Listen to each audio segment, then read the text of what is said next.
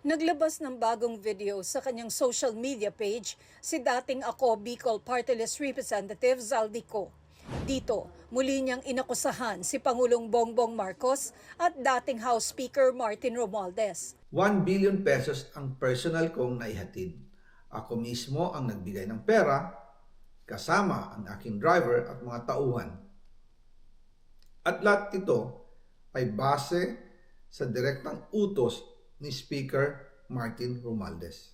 Ayon kay Ko, kauupo lang niya bilang House Committee on Appropriations Chair nang nakatanggap na siya ng utos mula kay Romualdez. Sinabi na agad sa akin ni Speaker Romualdez na kailangan ko makapag-deliver ng 2 billion pesos kada buwan.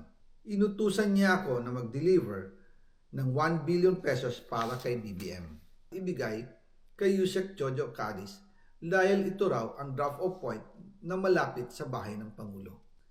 Sinabi rin po sa akin ni Speaker Martin Romualdez na si PBBM ang nag-utos sa kanya na bilhin ang bahay para gamitin bilang bagsakan at imbakan ng pera mula sa mga SOP, koleksyon at deliveries na para sa Pangulo. Sa hiwalay na post, ipinakita naman ni Ko ang mga litrato na anyay listahan ng mga delivery ng mali-maletang pera para anya sa Pangulo at kay Romualdez. Umabot daw sa mahigit 55 billion pesos ang naihatid niya sa bahay ni Romualdez. Hinihinga namin ang pahayag ang Malacanang kaugnay ng bagong video na ito ni Ko. Pero sa isang press con, hinamon ni Pangulong Marcos si Ko na umuwi na lang sa Pilipinas at harapin ang kanyang mga kaso. Mahaba nang naging mga usapan natin tungkol sa fake news. Anyone can go online and make all kinds of claims and say all kinds of things. Paulit-ulit. But it means nothing. For it to mean something, umuwi siya rito. Harapin niya yung mga kaso niya. Ako, hindi ako nagtatago. Kung meron kang akusasyon sa akin, nandito ako. Sinusubukan din namin makuna ng pahayag sina Romualdez at Cadiz kaugnay ng bagong video ni Ko.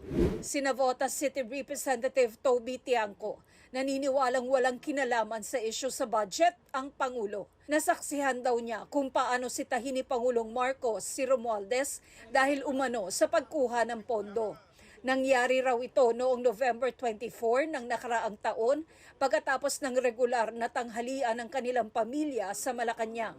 Magpipinsan ang Pangulo, si Romualdez at asawa ni Tiangco. Niya pinagalitan si former Speaker Martin Romualdez. No? At sinabi na kayo ni Zaldico, sobra na kayo, kinukuha niyo lahat ng pondo at wala akong nagagawang flagship project. Isa pa lang na sinabi niya in front of me is, kayo ni Zaldi, ang dami yung kinukuha, grabe yung corruption sa House, at alam mo, Martin, wala akong natatanggap dyan.